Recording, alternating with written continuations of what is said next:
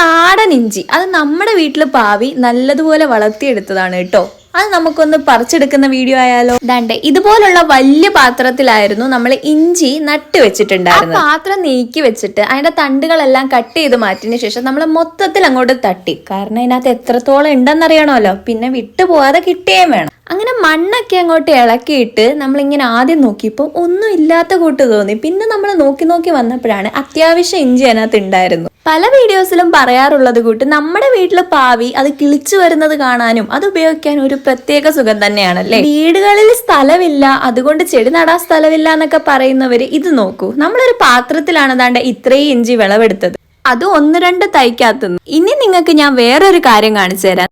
ഇത് നമ്മുടെ വീട്ടിലെ 1-2 തൈക്കകത്തിനടുത്ത് ഇഞ്ചിയല്ലേ, ഇത് വ്യാവസായിക അടിസ്ഥാനത്തിൽ അവരുണ്ടാക്കിയെടുക്കുന്ന ഇഞ്ചിയാണ്. ഇതിന്റെ അളവ് വളരെ കൂടുതലായിരിക്കും. അപ്പൊ ഇതുപോലുള്ള വീഡിയോസിന് വേണ്ടിയിട്ട് നമ്മുടെ ചാനൽ സബ്സ്ക്രൈബ് ചെയ്യാൻ മറക്കരുത്. ഫാമിങ്ങും കുക്കിങ്ങും ഒക്കെ ഇഷ്ടമുള്ളവർ നമ്മുടെ ചാനൽ സബ്സ്ക്രൈബ് ചെയ്തു വെച്ചോ. ഇതുപോലുള്ള അടിപൊളി വീഡിയോ ഇനിയും വരുന്നതായിരിക്കും. Bye bye.